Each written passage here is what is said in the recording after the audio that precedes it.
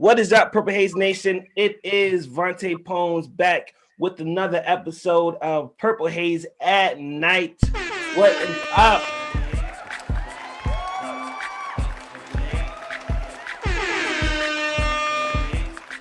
That's right. I got a few kings with me. I'm not going to introduce them because they are kings themselves. Again, I go by the name of It's Vante Poems. Who's next? Boy Eddington, aka Elliott Jr. You can follow me on Instagram, and I represent Hooper's Rehab. Hooper's Yes, Rehab. Oh yeah, show him. Yeah. Show the man. Oh, John. Okay. Just rehab. Fire. Yeah, out here, yo, bro. Hooper's Rehab is out here killing it. Business is booming. Who's next? Yo, it's the Bo, aka Bo. I look like a factory boy, but I just want to focus you. But representing Nomadic Voices. Let's get the show on the road. Nomadic Voices in the building. Come on. What else? What else we got? It's your boy Jew Black, aka Jules B3. I represent the Visionary Vending, and the two V's. Chuck up the deuces. Yo, so as you can see, we're all representing not just ourselves, but we all have our own brand. I like to say kingdom because it's something that we work hard for. You know, we trying to hopefully one day eat off what we're passionate for. You feel me? We got Julius, I almost say your government, bro. Jules B3 with the Visionary Vending, as you said. Hooper's Rehab, Edmund, shout out to Niger as well. And then we have Nomadic Voices with Tabo. Now, you're in for a great show because we have a special guest and we're not going to announce it yet. But if you've been tapped in, you already know. Before we even start the show, there's something that we like to do. And it's something that I picked up going to Junior Frontiers in high school. And it's just to say, something good that happened to us in the past week since we last seen each other, because we just want to start with positivity. I'll go first, put myself in the hot seat. Something good that happened to me in the past week. I got a call. I got another call for a job offering to be another building attendant, building manager, building operator. And what that basically is I'm kind of a superintendent, but I'm also the handyman. And it's 45K a year. So wifey's happy about that. Wifey's happy about that. Who's next? What's up, Jesse? I see you in the chat box. My next? I can go next. Okay. So something good that happened to me was me and my friend Darius, we fixed my broken machine. So pretty much I'll tell you what happened. The week of New Year's Eve, New Year's Day, two tenants knocked over my machine. Long story short, something was under it and they wanted to get it themselves. And that machine is 700 pounds without drinks. So imagine with drinks, that's almost 800, 900 pounds. How could you do that? You know what I mean? Clearly it has a sticker that says, do not try to push, you know what I mean, or whatever like that. But my front face was, it was off, like it was like broken. So it was a really rough ending to the year, but I got the parts, and then Darius, being the handyman that he is with the tools, helped me take the old. Don't pull up at 6 a.m.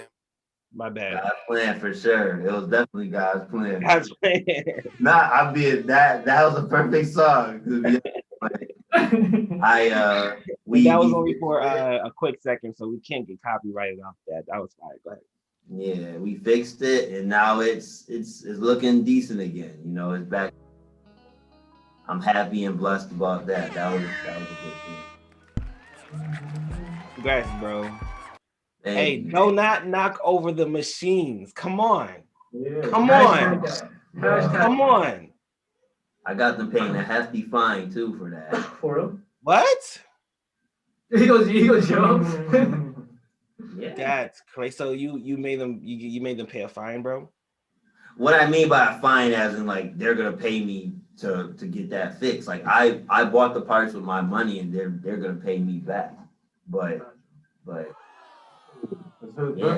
yeah, hey. But nah, this really pushes me now insurance, because it might not always work out like this.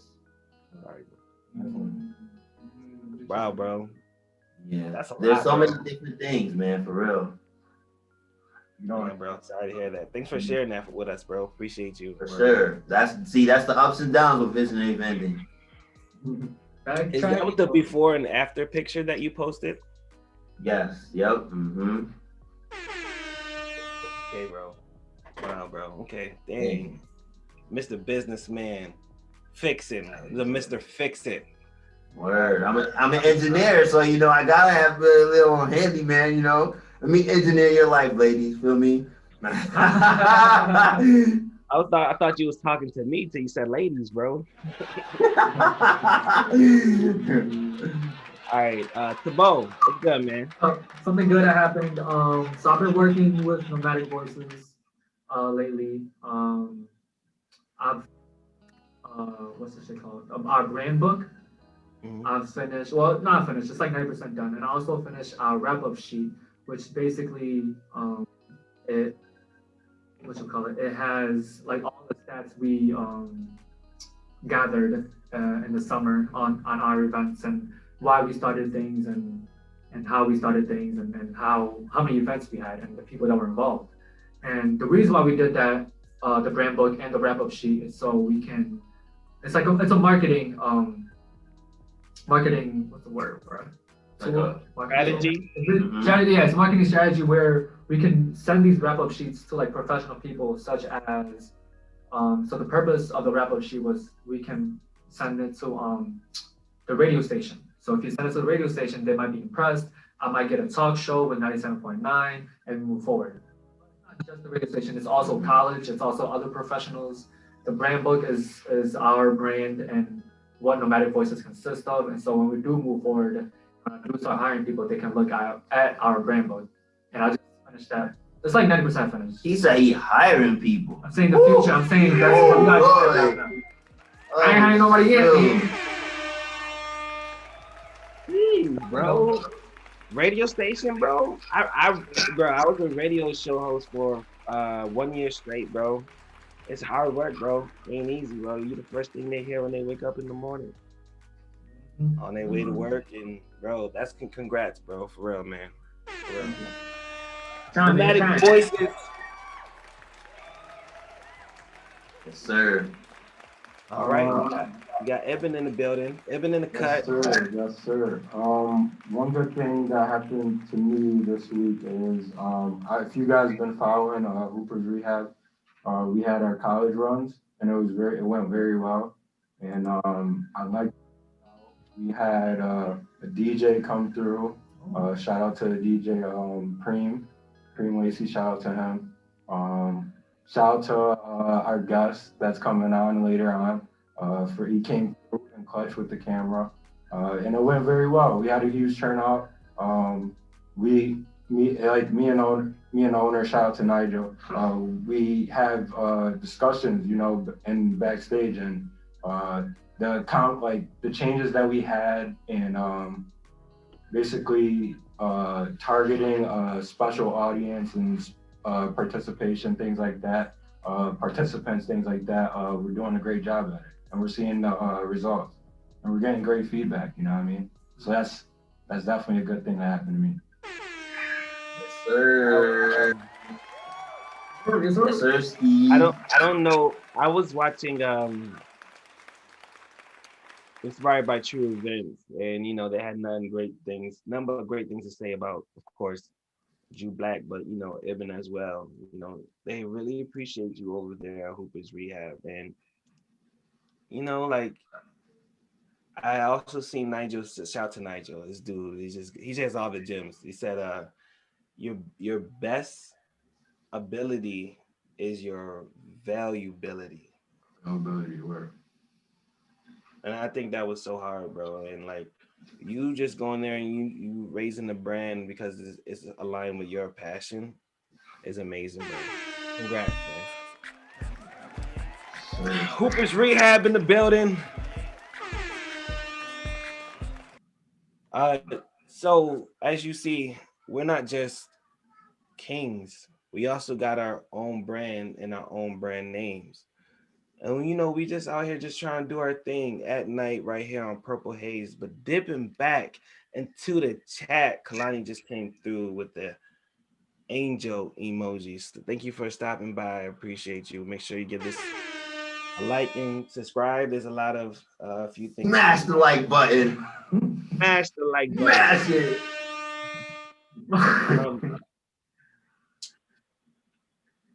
I guess I got 2 minutes. We could do start my segment if you want. You sure? I'm looking forward to Bo.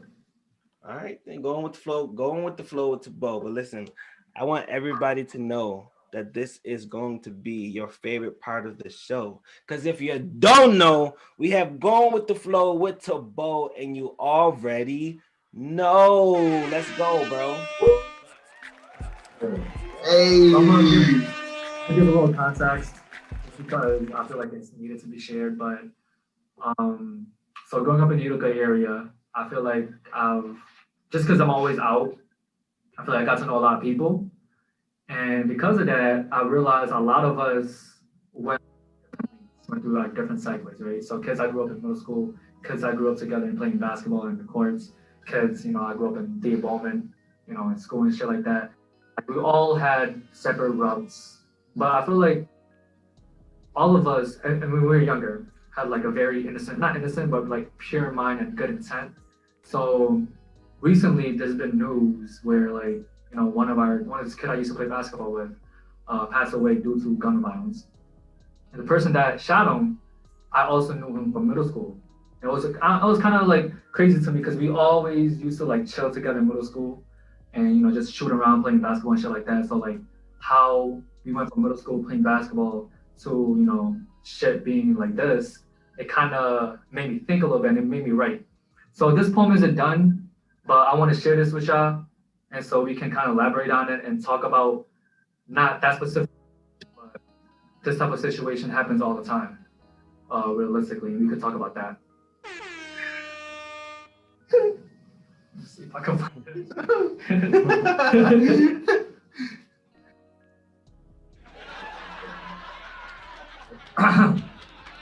All right. It's crazy how I scroll down my Facebook feed and all I was an image of your mugshot. It's crazy how I was gonna attend the Virgil, but all I heard was gunshots. It's crazy how we all used to play basketball together in middle school. I remember y'all used to call me soy sauce because I had the shifty moves, making the suburb kids fall with my quick 1 and 2. And then y'all gassed me up and dapped me up in school like we was cool, and shit, we was. But it's crazy how time can change us. You see, I'm in college now, reciting poems and shit because I never thought I would. Writing about our younger days because I know I could. Because you died too young, Quahim. So to you, I say rest in peace. And to you, Jalil, I pray that you make better decisions in the future. So that's all I got so far with that section. Bro.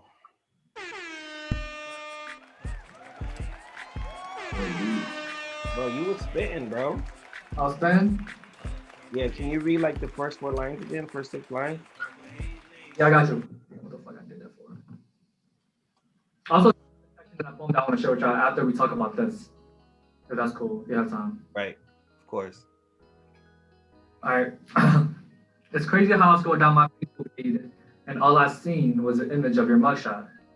It's crazy how I was gonna send to Virgil, but all I heard was gunshots.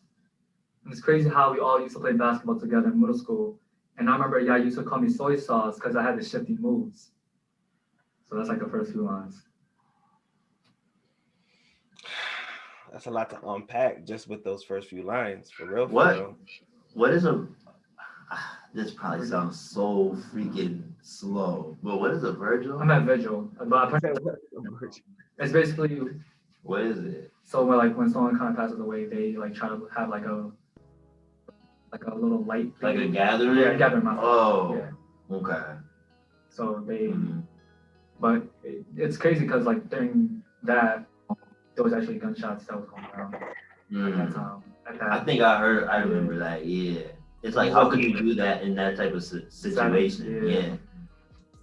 But yeah, like I said, like this, going up, and it's not, like I kind of want to talk more, I don't want to talk about that specific situation, but I kind of want to talk about that situation in general, because it's, even though that happened to, kids I grew up with, I feel like this shit happens all the time in certain neighborhoods and shit like that. But I feel like, and it's kind of crazy to think that some kids, from the suburbs, they would never experience like losing someone that you grew up with at that type of in that way, if that makes sense. You know what I mean? That makes sense. I will comment and say, I feel like people go down the wrong path when they don't know what they want to do in life, or if that's the only thing that they're so used to. They're a product of their environment. All three of them probably could have had a bright future if they playing better, if they hung around certain people. Like, for example, if they was really cool with Tabo probably could have been a positive influence on their life to the point where they could have went to college, or they could have done great things. When people graduate high school, I feel like if they don't really have an initial plan, they're gonna do what their environment does, or what their friends are. You know what I mean? So that's how I view it. We can always improve it, but that's just how I view it. What about you, Ed? I liked what Julia said. He said we like everybody. We're just all a product of our environment. I feel like, yeah, I don't know, like growing up, living in Cornell, you can kind of see what kind of like groups and who hangs out with who, and sometimes we fall to those influences in our life. You know what I mean? Depending on the situation, I don't know why they probably fell off course with their initial track, because I knew the two. Kind of not personal, but I knew the two and they had good intentions. They were both like extremely good athletes in high school. It's sad to say, like, you never know what drove the issue, what escalated, but yeah, rest in peace to Kwahi, man. I'm sorry. About gun violence, so that's like a huge issue though. Like, yeah, gun violence. That's what I kind of want to talk about. You see what probably our president-elect is probably opposed. Like he's gonna be trying to be very strict on gun violence. I think it's a huge issue. I don't know. I mean, we all know how it got in our neighborhoods and all that, but I feel like people just need to have a better mentality and learn how to and when to use it. You know what I mean? Right. There's certain situations where could that come in use, and like. Taking an innocent life is not one of them. Do you think, in general scenario, by the way, do you think mental health is also a huge aspect of things? Like, for example, like if someone gets shot up, bro, you're gonna have PTSD. You know what I mean? When that happens, you're gonna start carrying a weapon with you at most times, and then that kind of creates an effect, kind of like a domino effect. You know what I mean? So like, So if you're trying to fix that huge issue, by the way, I'm not expecting like, solutions, But like, what are your thoughts on that? Like, mental health aspect of it. I think there's there's too much of a culture where there's a don't get caught lacking, don't get caught slipping culture. You know what I mean? And like Ibn said, Ibn dropping gems right now. If you're catching them, don't let that go over your head. You know, you are a product of your environment, and if your environment is hostile, you might not really be on that type of energy, but you just can't be out there. You can get caught lacking, get caught slipping. That's my thought. You know, um, Ibn, I felt like you wanted to say something too as well. I I can picture or at least like in my mind certain situations where because I heard stories of like people getting caught in like a violent act when their first intentions, their initial intention was not to do that. It just happened and it was just out of impulse or back in underlying stories like that, you know what I mean? But so I can't, it's really hard for me to judge from like a distant perspective because I have all these illustrations in my head, but like, yeah, it's just gun violence is something we all need to work on as a whole, as a country. You know what I mean? For sure. No, you can finish. Yeah, on the psyche, I feel like just being like a Black American, like an African American in general, like we have all these like certain pressures and we feel opposed to this gang culture, just seeing someone that's racist and having an encounter with them, things like that, and it kind of creates this fear mechanism where a lot of people would get a gun, you know what I mean, to protect themselves, you know what I mean. They see it as themselves as like a one-man army, you know what I mean, getting it by they could, you know what I mean. So it's like, I don't know, it's a tough thing to talk about. And it's like, I'm just saying like that. I know what you mean. I like how you said like, you know, It's just a lot of like they just need to survive. You know, I feel like people just I think we should all just, you know, put the guns down, square up if you have to, but you know, keep it I don't peace. For real. like you gotta think about it too, like just being in the hood, like you got the rapists, you got the Crackheads. the drug dealers, you got you got the worst of the worst there. Trying to get through all that, just trying to get home. Yeah, you know what I mean? Like I think we gotta go ahead on to the next segment, but that we gotta keep a marker there because we can feel like we can talk about that all day, you know. So we have speaking facts with Jew Black. I don't want to take too much of his time or our time because we do have a special guest. Without further ado, man's from the crew, Jews Black. He about to do what it do. What's good, man? What's going on?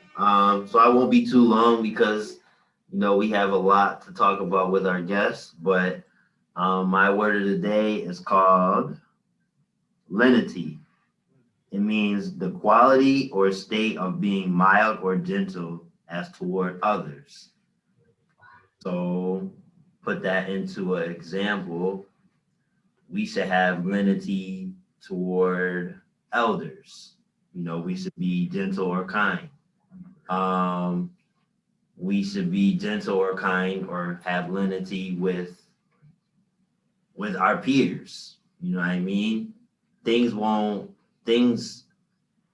like, especially when we talk about like the gun violence and stuff, I feel like if we don't get so escalated with each other, things wouldn't get to that point and then people using guns. Like, I feel like we need to be able to speak on a level and express what we're gonna say, but in a way that isn't gonna offend the other person. Some people be like, I'm gonna just say what I'm gonna say and I don't care if you get offended or not.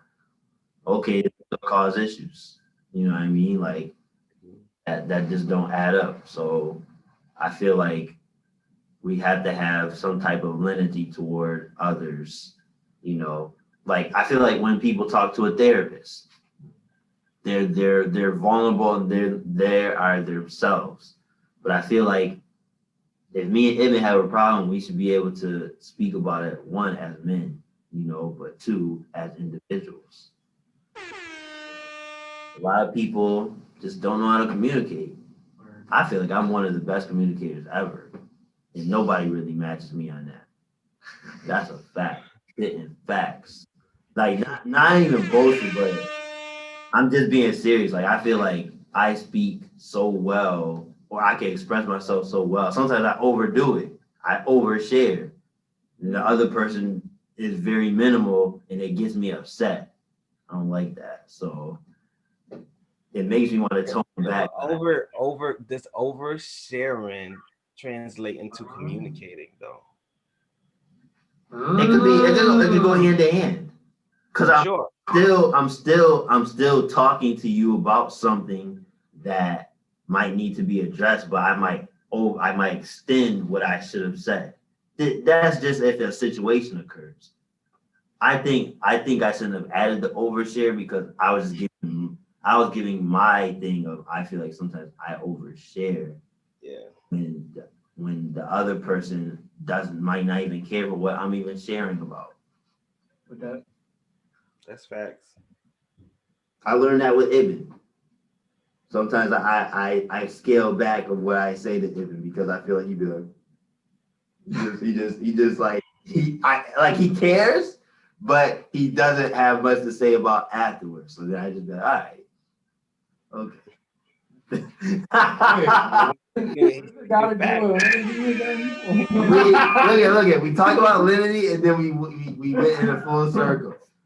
I was just gonna say like that just sounds like kind, like just being kind. Like, right. Mm-hmm. Exactly. Being genuine. Genuine. Sue me, I'm rooting for everybody that's black. I love saying that.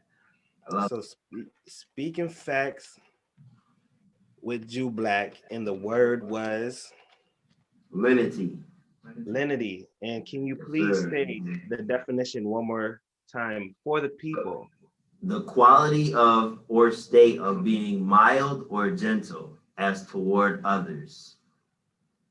Quality or state of being gentle or mild towards others. They have like a rule in lenity too. It's called the rule of strict construction. Of being gentle. That's not criminal stuff. Oh. All right, so what I just did was I just made that into a highlight. That way you can go ahead and see that part of your segment on YouTube by itself. If you're still sticking around here at Purple Haze at Night, I first off appreciate you for rocking with us here at Purple Haze at Night. Again, we have Jew Black, to Busy, and Alif Banan, all representing Hooper's Rehab, Nomadic Voices, and Visionary Vending. If you tapped in, I appreciate you. This next segment is something different with Ibn, and yes, indeed, something different is about to happen right now.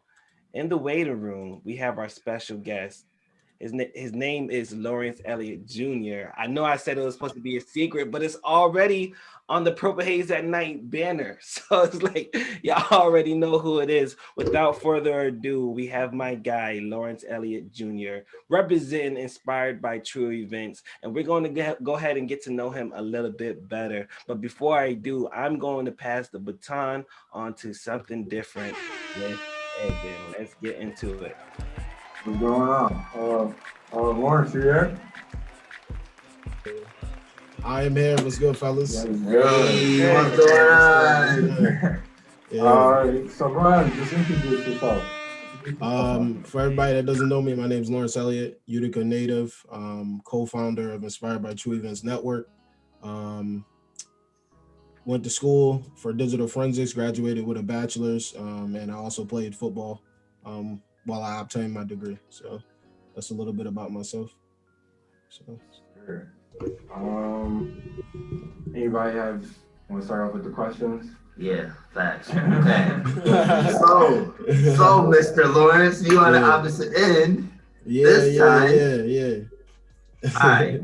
Tell me what makes Lawrence Elliott. What makes you? Are you saying as far as descriptive words or just the makeup of my like just who I am? Yes, the makeup of who you are. Yep. I think for me, is I always use this word being versatile, being able to do anything in any situation. That's kind of why I'm a jack of all trades. I kind of try to do that throughout life. When I don't know something, I try to learn it. And it's always good to obviously ask people, but it's also good to be able to go through that journey of not knowing something and then figuring out. So I think that's something that's really big with me is being versatile, also being humble. And another thing is probably helping other people out because I felt like I didn't have a lot of help from people that could help me when I was younger. So that's kind of something that I instilled in myself as growing up as a young man, as I am now 25, is being able to help other people. So I would say those things. That's solid. Yeah. I do have another question, but y'all came ready, huh? Okay, another question would be, this is about, I guess, your brand now. Mm-hmm. Inspired by true events, where do you see it going within the next 5 years? In the next 5 years, we always have, when you obviously you know too, because you got your own business and things like that, is you want to conquer the world. You want to conquer the world. So that's kind of what we're trying to do, is have the solid business plans and business structure, making sure that we do everything by the book and not miss anything. I would say in the next 5 years, I see us being bigger than a media platform. So this kind of is just the forefront or just the face of what we want to do. So right now, media is one of the biggest things because you got YouTube, Spotify, things like that. We good? Yeah. Okay. All right. All right. Keep going. Yeah. So I see us in different sides of services and businesses. Just to name a few, we have some dreams of being in the cannabis business, being able to house people's content. We can potentially be able to help people through bringing their business plans to life. We want to be able to do any and everything. That's kind of what Inspired by True Events is. So that's kind of what we've talked about way back in school when I think I was a junior. 2015 is when the idea and the name kind of introduced itself. So with us, it's just being able to do everything. Kind of like how Disney's got A&E, they got ESPN, they got ABC. Like we want to be able to be on that type of level of, we want to get to where they're at. They got billions and billions, but we want to do something at a smaller scale and then continue to work on up. So that's kind of what we want to do. All right. So that kind of did answer my question. I wasn't asked here, but I'm gonna still ask anyways because I want you to more in depth if that's cool with you. So for the Purple Haze Nation, if you were to explain Inspired by True Events and how the story of how it started and the name itself, how would you explain to us? I think it's just I'm from New York. I went to school in Pennsylvania, and I'm really good friends. I consider my brothers now because we're obviously going down this business journey together. So they're not friends anymore. They're brothers, they're family. So they're from Philly. We're kind of two different type of characters and personalities because I'm from New York, they're from Philly, and it kind of works well. And we obviously college is fun. And we always used to do crazy things. So we used to be one night we sat there and we were like, we should start a club. Like, because the bars were closing there at our school. We didn't know. We're 20-year-old kids. We can't even get into the bar yet. But we want to create a bar, and we call it what we call our podcast now. We would have called it Club 157, Inspired by True Events. So we had that name in 2015, and then I kind of kept it in my notes. And 2 years ago, I actually was going to start a podcast by myself and call it that. And the one thing that I ran into was the courage to actually do it. and it kind of just sat there in 2019. I had logos made that I made myself. They were terrible. They were really bad, but we eventually got together. Kind of everybody was doing their own thing, and going back to college we used to have game nights, and we would call it the room we would have the game nights in. It would be called Club 157, and then we kind of thought of the Inspired by True events at that point, and we didn't know what we were going to do with it. It's a catchy name. That's a lot of people say that to me now when they hear it. It catches their ear. So that's kind of, I'm glad we kind of kept that name, and then now we're running with it. So that's kind of where it's. I would say the same thing, because I really like the Inspired by True events. It flows really well with just how you say it and how it rolls out your tongue. So it's very catchy. I fuck with the name. Yeah. So we started off as a podcast, and then one night we said, why can't we do other things? Why are we limiting ourselves to just the podcast itself? And then we kind of went brainstorming from there. I graduated with a digital forensics degree, so I do like the IT stuff. And my friend Rick he graduated with business administration degree and accounting, I believe. And my other friend Mark that's in it, he's actually going to be a certified accountant soon. So it kind of works out from the business side. We have everything covered. My one friend he's in the medical field. He's trying to eventually become a doctor.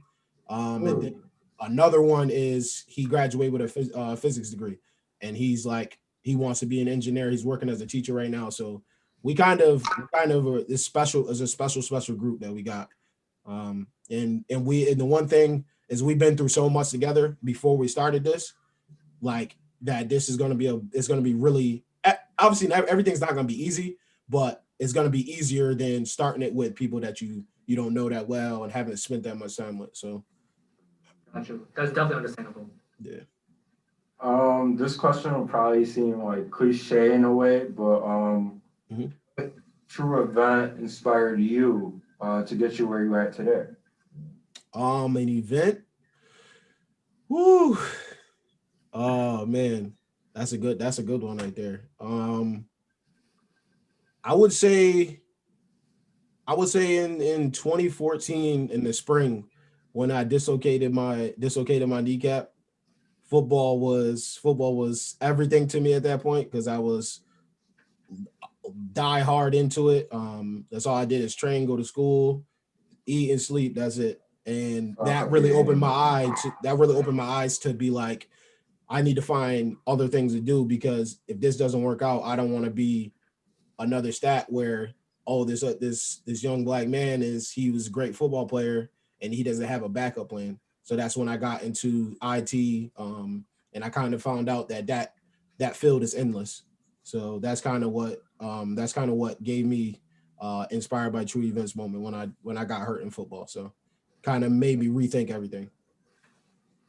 That was a good answer. I wasn't expecting that. Yeah, that's another one. All right.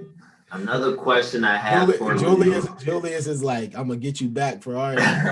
Not honestly, this isn't even written down. This is just boom off the dome. All right. But this question, what it would be, I noticed like on Facebook, and like you're a grade below me, so I'm like Nigel's my best friend. I wasn't as close with you as I am with him, but obviously we're friends by association. You know what I mean? But have you always been outspoken on controversial topics? Or a two-part question, where if you were shy, when did you break out of it? And then have you always been outspoken on controversial topics? That's interesting. I was always outspoken in my mind, but I never really displayed it. I'm a really quiet person. I'm a person that will see everything that's going on, digest it, feel how I feel, and then react. I think before I react, because a lot of people that we like, even when we grew up, or just anybody, like a lot of people react and they don't think about it. So I think one of the things, like, for me with controversial things, is taking the stuff in digesting it. How does it make me feel? What's the right thing to say? And even if it doesn't, even if it's not a popular opinion, and I feel like it needs to be said, I'm going to say it because I really don't. At that point, I really don't care. And that's kind of what is another inspired by true events moment. Is like I had to, for me, that came up in like when I was growing up in high school and college of playing sports. Being a minority or anything like that, you go through those things where you have to bite your tongue on certain situations. And sometimes I wouldn't do that. And I kind of felt like that hindered my like my athletic process through high school because of that reason. Because I would say something, I would say stuff that everybody was thinking, but you're not supposed to say.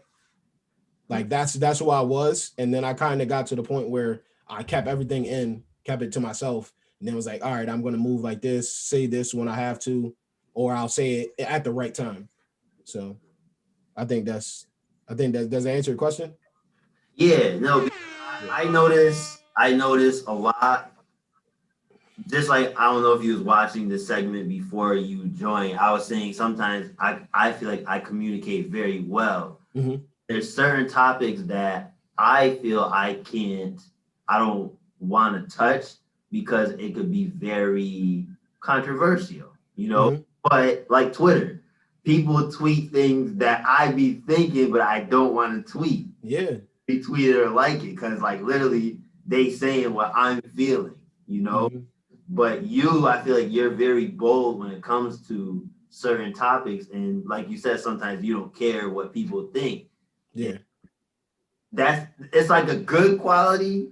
It's risky. At the same time, it could be very like frictionless, like, ooh, yeah, hey, you stirring something up. Yeah, and I think I tell my parents. I recently just told my father about some of the things that I went through in college, and he had no idea, like stuff that was behind the scenes of college football.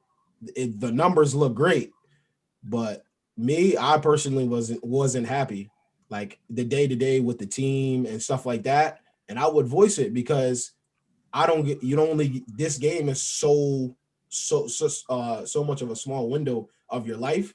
You want to maximize how much you do and then what you do with your time. So I felt like that kind of, like I was talking about my athletic career and how it was hindered a little bit.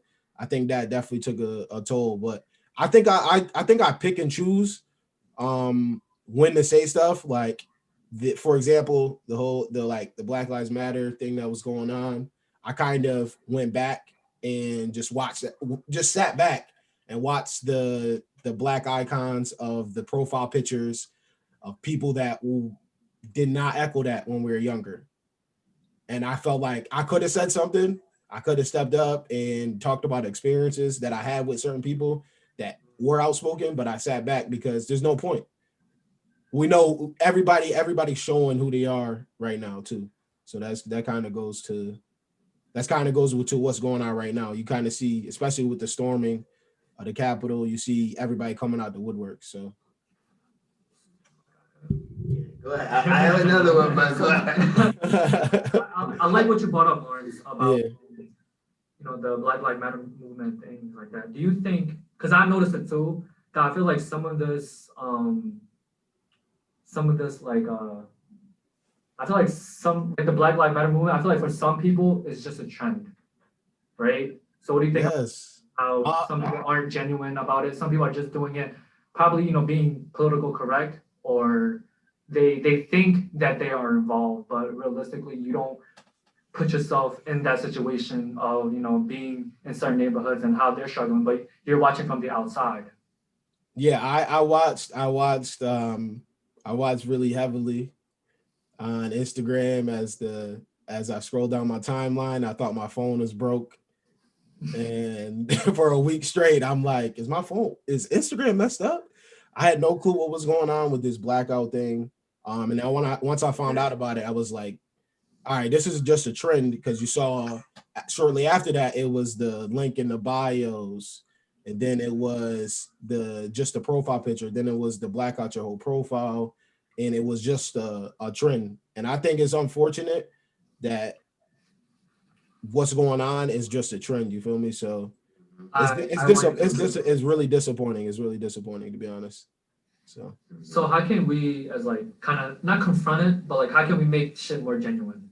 How do we know if people are actually genuine? It's not just trend. Because mind you, I feel like, because I didn't post the Blackout Tuesdays, I didn't really do a lot of stuff for the Black Lives Matter movement, I guess. Mm-hmm. But like what I'm doing now with Nomadic Voices and who I'm in network with, I feel like that's more genuine and that's more reachable than what people are doing through Instagram or any social media.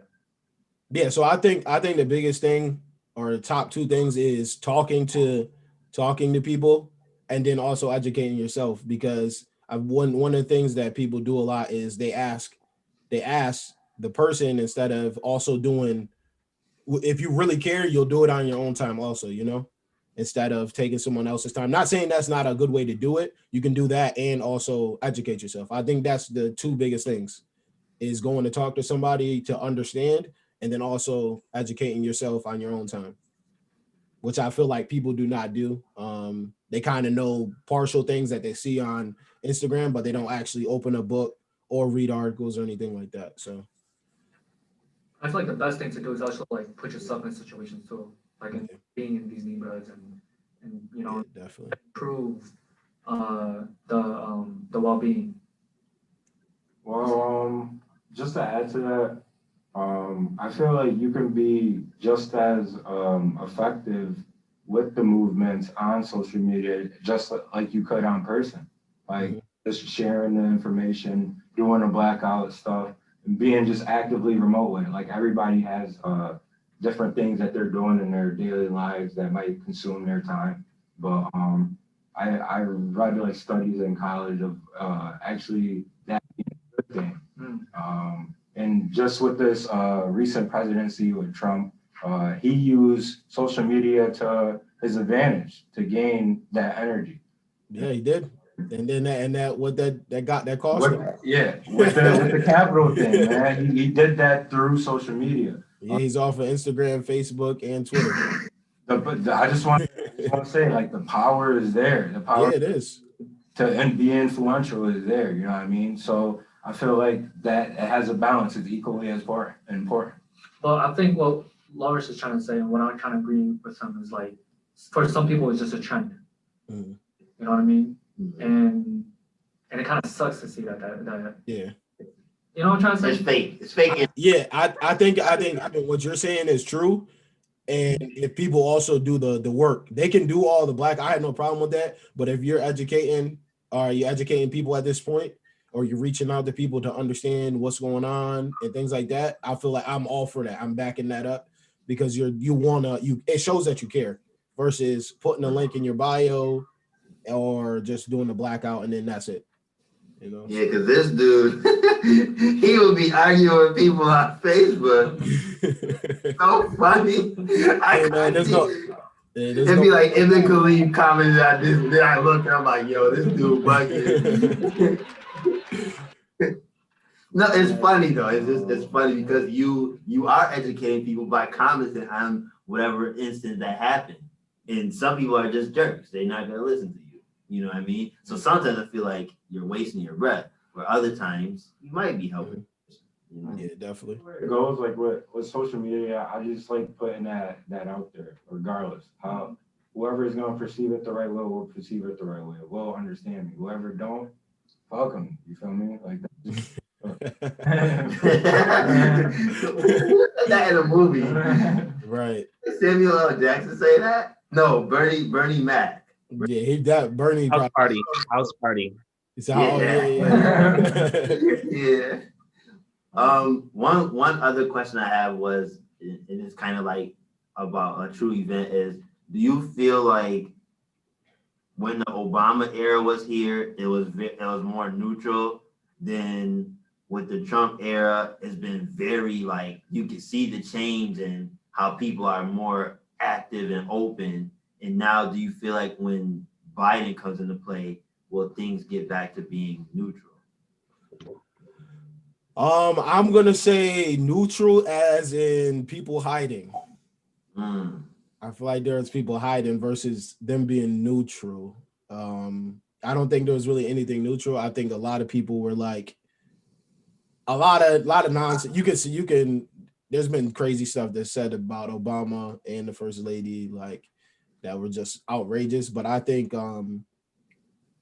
right now, I will say it's been nice to pull the cloth and reveal everybody, because now everybody's understanding that not everybody's who they say they are. The people that were defending certain people, they're starting to realize, so I got, like I say, I got a couple texts just went through all of this since the pandemic hit and then the Black Lives Matter thing went. It's old man, like, oh, this person is racist, or this person feels this way. Did you see this? I'm like, I said this when I was 16 years old. Nobody really wanted to listen to me, so like I understood like everything that was going on in Proctor, who was who, and you get to see it now. I think it's been real nice to, like I said, pull the cloth and then see who was who, because a lot of people woke up, they started understanding that everybody's not who they say they are, so it's like Scooby-Doo, and they'd be like, oh, let's see who this is, and right, and they're shocked. Oh, we were friends for 10 years, and then you get to see it. It is what it is. That's rough. That's a rough reality right there, man. It's a rough reality. Yo, Vante, you have any questions? Yeah, there's a car over there. Y'all was going in, bro. Questions. They wrote me right in from when I was watching about 10 minutes before this. Exactly. I got two main questions. Mm-hmm. The first question, you was talking about Club 157, and I seen a video where you referred it to Cabin Fever, and I couldn't understand why. Okay. Oh, so what we did was, that was our first in-person episode, and we were actually in a cabin in the woods in Pennsylvania. Really? Yeah. So we went it was a couple weeks ago, or I think it might be close to a month now, where we went in, we went to a cabin outside of Harrisburg, and we just shot a whole bunch of content. And we're getting ready to meet up again and things like that in the next 2 weeks. And we got some special things coming for the people that do tune in. Cooking up some things. Sorry. All right. Now go ahead. Now I just want to know, are you still going to do it at that club with 157? That was a cool setup.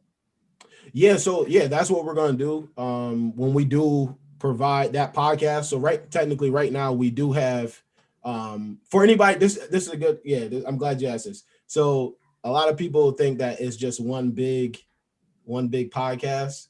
So I'll explain it to everybody, anybody that does care, anybody that's watching. So the reason that network was added to it is we want it to be where you go on our channel or anywhere we have our content, and it's almost like you're flicking through the TV. So on Monday we got Boss Talk. Shout out to my boy Rick Rosario. He's co-founder with me. He brings on entrepreneurs on Monday. It's Monday 5 p.m. every Monday. He's got some special episodes coming up with some people that he has. They're CEOs. They have their own schools and things like that. Tuesday is What Inspires You. That is my series where I had Nigel, Julius. I would love to have you guys on also. That'd be something that I'm looking forward to. I got a couple episodes that are coming up from people that are from Utica that are going to be really, really good content. And then Wednesdays we have Air Fresh Customs. My boy Devon Cornish, he is a co-founder of IBT Network also, and he goes and pretty much customize shoes on the channel. 5 to 10 minutes of the video. He's done Adidas, high top Air Forces, Jordan 1s. You guys should definitely check him out. He's super talented. And then Thursdays we have sports. Shout out to Neil Fatata, Kenny Lacey, and Phil He. Those guys, I cannot do it without them. I want to definitely give them a shout out because they make it happen. They're calling me, hey, we shooting this week. What's going on? What's going on? We shooting. I got the topics. So they keep me on my feet. And then Fridays will be just network related content and Club 157. So Club 157 is kind of just us, the co-founders, and we kind of go off the rails a little bit. You can kind of see that if you watch a couple episodes where we like to get onto. It's kind of like an open forum. We don't really have a particular topic we do. Then Saturdays we have Little Dreamers. Little Dreamers is going to be something that we are cooking up. I'm going to have my nephew and Rick's son, Amayas. They're going to be opening toys. It's one of the most lucrative pieces of content on YouTube, and we want to hit that. And then we also have Cooking with Jew, and that's on Sundays. So what we're trying to do is something that's never been done. A lot of people don't quite understand it. I hope that people that do watch this, and the way I just explained it, it's kind of how you watch Netflix, pretty much. Like you go and watch Greenleaf or Bridgerton or something new on there, and you go to watch that every week. You go on Hulu and watch it every week. So that's what we're trying to provide for everybody on the YouTube channel. That's what's up. So if you just tune in, inspired by true events, we're almost 10 o'clock here, so we're wrapping up. Last thing I wanted to say about that is here on Purple Haze Nation is it's sort of like it. You have a really huge team, not a huge team, but you have a really good team, you know. We have Purple Haze at night. Even after this show, we have Cooking Up with Lil HG. I have a board of directors where they're all young individuals, and I just try to mentor them, give them their own show, got their own merch, DistroKid, distributing music for them, and just trying to be that mentor that I wish I had at their age. And shout out to Eben, Tabo, and Julius. I like to say it's a broadcast, not a podcast, because we're live. But Jew Black, Tabo, and Eben, and even you too, we all came up from the 315. Yes, sir. Upstate New York, and we're just trying to make it, and we're trying to do our thing. So I really appreciate you for stopping by and letting us get into a glimpse. You're on the other side now. We was interviewing you. I know you said shout out already. Is there any more shout outs and plugs? There's 8 people watching right now. Right now, I would just like to shout out all my boys, Rick, Mark, Fresh, Devon, and Darnell. I really appreciate y'all. One thing about us is we have those tough conversations. And you can't have those tough conversations with everybody and to get everybody on the same page. And that's something that we do so well. So I can't thank them enough. I want to thank Neil, Kenny, and Phil again. And shout out to my parents too. I won't be here without them. You feel me? Right, so Campus Rehab, Nomadic Voices, Visionary Vending, shout outs and plugs. I'd like to shout out to Lawrence and Inspired by True Events. I would love to collab with you in the future. Definitely, bro. I feel like we have a lot in common with our brains, just spreading positivity in the community and creativity. Shout out to Game Illusion for doing my photo shoot today. Shout out to Eddie. I was with him yesterday, just hanging out, painting his rooms and shit for his studio, which he will be opening up soon for this week. So y'all can book studio sessions. Nice. Okay. Need to get gotta book those studio sessions. What it's about. All right, Visionaries, then what we got, bro? Shout out to Isharel with his workouts. I'll be going to the gym and I'll be looking at some of his stuff so I can implement that. My son Diesel. Yeah, man.